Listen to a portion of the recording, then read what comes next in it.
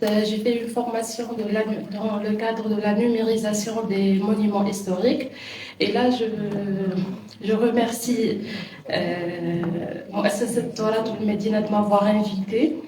Donc, l'intitulé de ma présentation, ça va être sur la réalité virtuelle, quel avantage dans le domaine d'architecture. Donc, Archiscan, pour vous dire, Archiscan, c'est une micro-entreprise que j'ai fondée, donc ça fait 4 ans. Et on est spécialisé justement dans la création des visites virtuelles pour monuments historiques ou d'autres établissements. Donc, la réalité virtuelle est une nouvelle technologie qui a fait une entrée remarquée dans le secteur architectural. Avec la démocratisation de l'architecture 3D et la modélisation BIM, le métier d'architecte ne se contente plus de présenter des plans 2D. Donc là, comme vous voyez ici, un pointeur.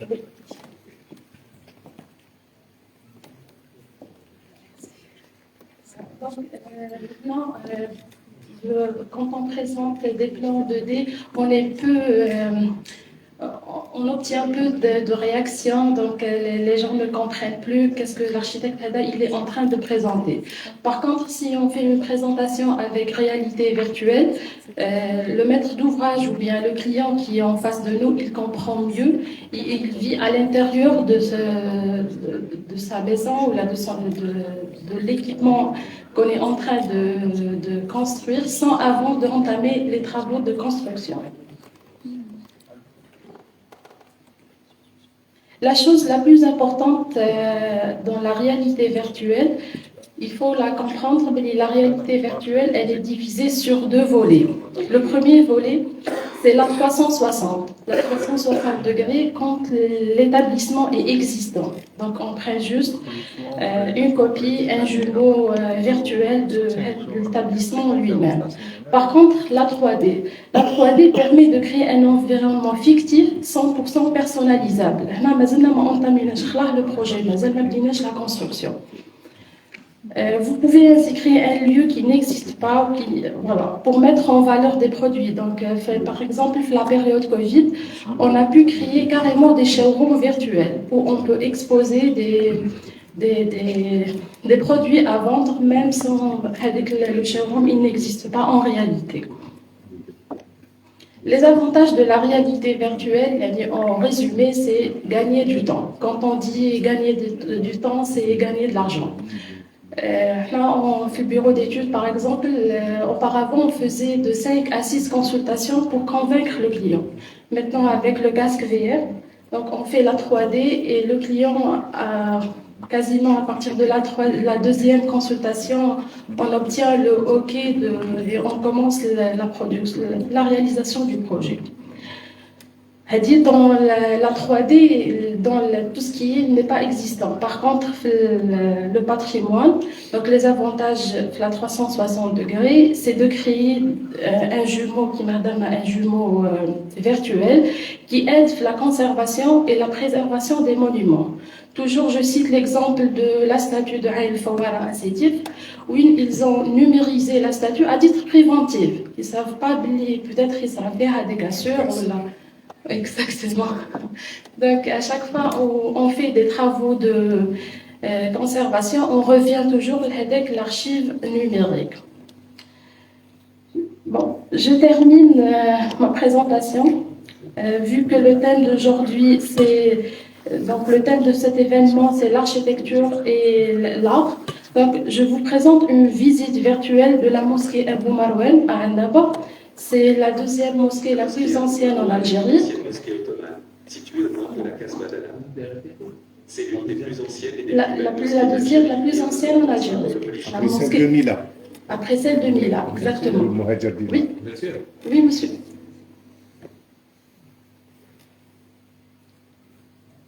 Ça débat. Oui.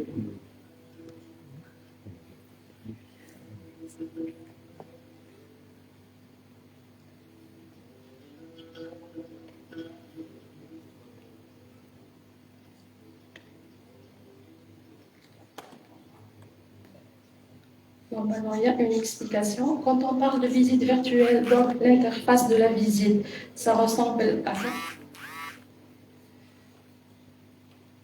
On peut voir les éléments de décoration, les ornementations, n'importe quel détail de l'édifice. Là, la visite avec de la réalité augmentée et virtuelle, donc elle se fait avec 3 langues. On peut changer la langue en arabe, anglais et français. On peut aussi, j'arrive pas à manipuler.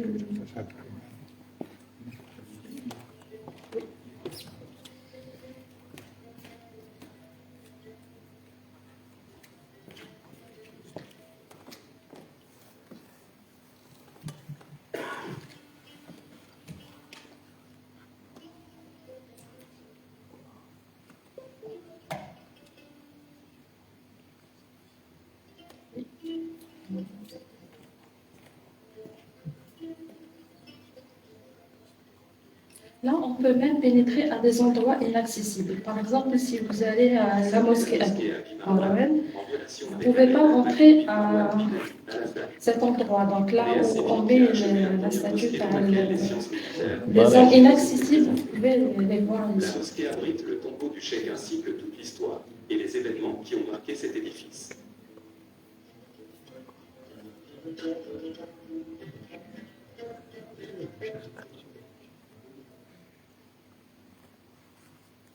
La mosquée Abou Marwan est une ancienne mosquée ottomane de point d'eau, à salle de prière. Ses colonnes et chapiteaux d'origine numide, romaine ou même syrienne contemporaine. À travers ces colonnes s'y inscrit le passé antique de la ville d'Elbôn et s'y reflétait aussi l'une des plus belles périodes de la civilisation islamique. Coupons l'envers.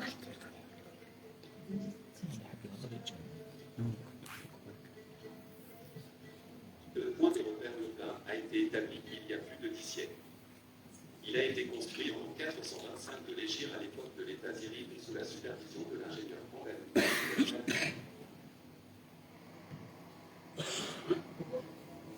La mosquée Abou Marwan est une ancienne mosquée ottomane située au nord de la Cassie.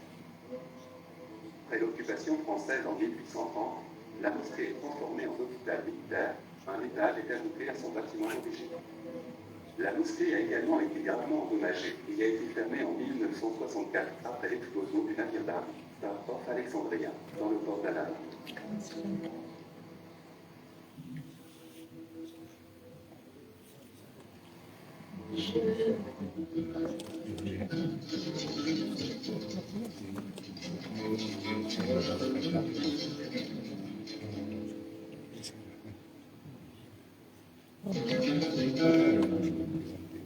La mosquée Abou Marwan est une ancienne mosquée ottomane, située au nord de la Casbah d'Annaba. C'est l'une des plus anciennes et des plus belles mosquées d'Algérie et un important symbole religieux.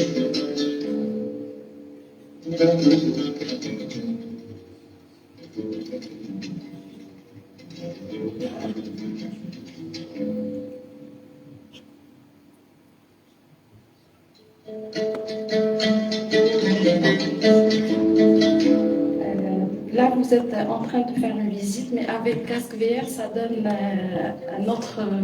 Donc, je demande à Monsieur Yessine pour faire cette expérience.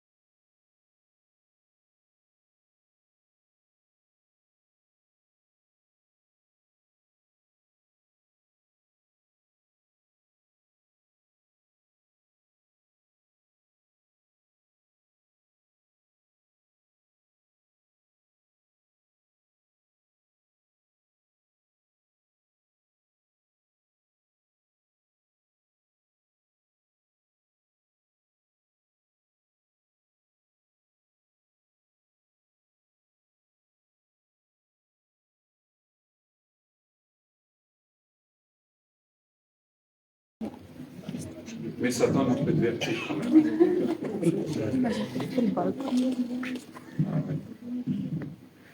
Il faut tenir bon.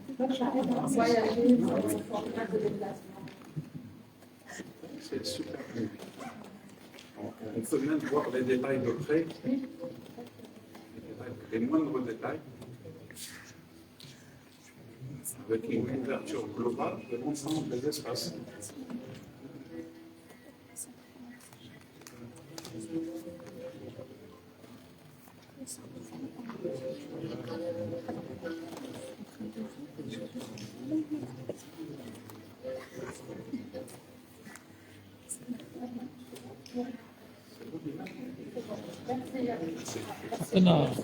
Ouais.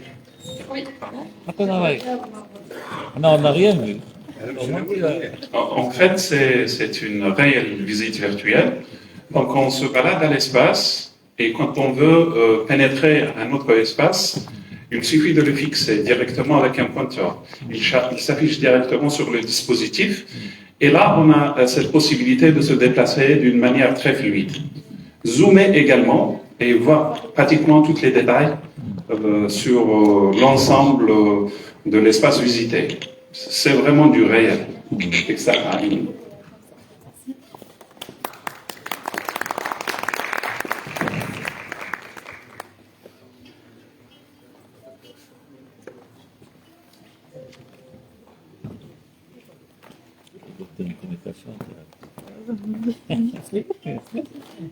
Le but, c'est le premier.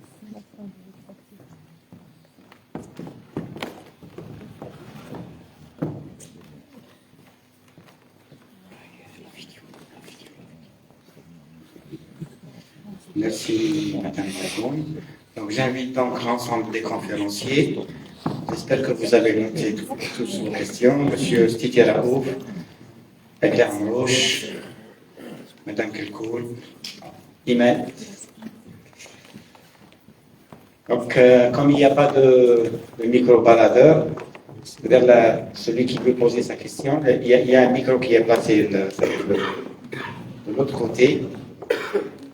La séance de débat sera donc modérée par notre ami Dr Abderrahman. Voilà. Ici, micro.